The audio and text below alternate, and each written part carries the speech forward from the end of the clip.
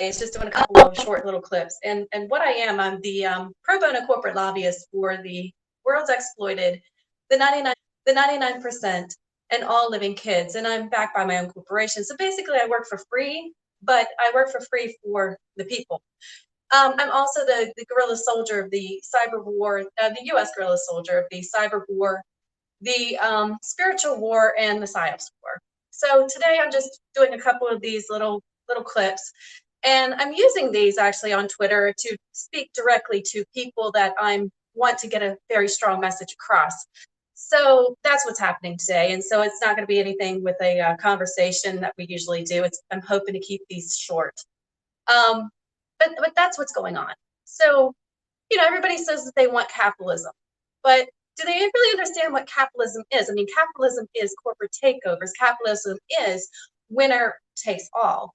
That is the standard rule of capitalism. Capitalism is corporate takeovers. Capitalism is finding out the weaknesses and exposing those, and then winning the hearts of the fans of whatever that company was or whatever the politician was, winning it all over, exposing them, and then basically taking over. So capitalism karma is a great way to bring, this reality check to people who claim that they wanted pure capitalism in the United States of America, because pure capitalism is winner takes all. That's the rules. And so a startup corporation has the power to bring down giant corporations. That's the life cycle. That's how it works.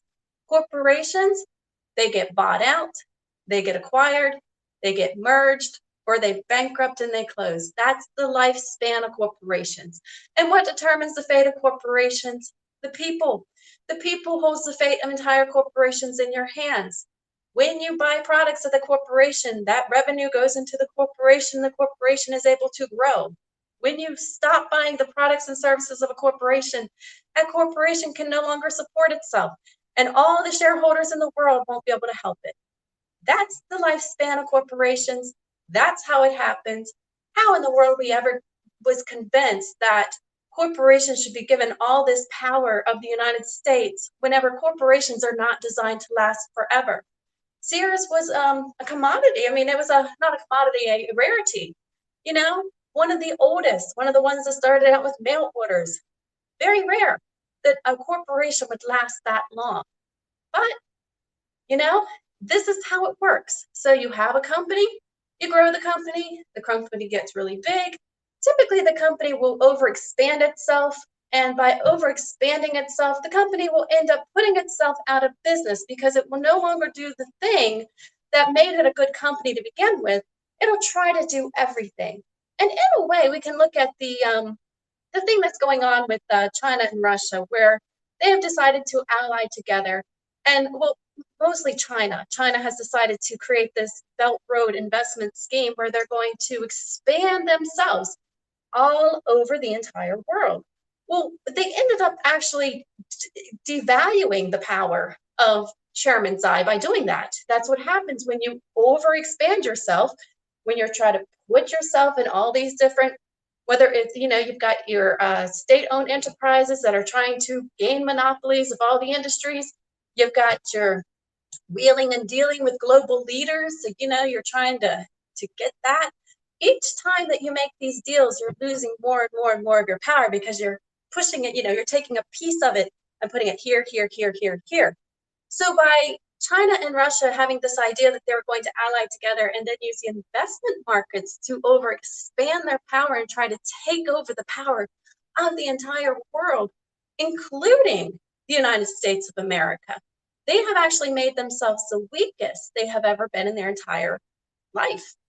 And so the rules of corporations applies. The winner takes all. So we stop giving power to corporations. We stop believing that free market competition is going to save the United States of America.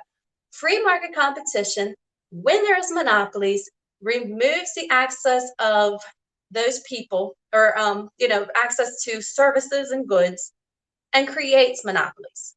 Okay, so you have a company that can underprice itself, drive everybody else out who can't afford to match that price, And as soon as they gain monopolies, they'll jack up the price, they'll control the entire distribution of that service.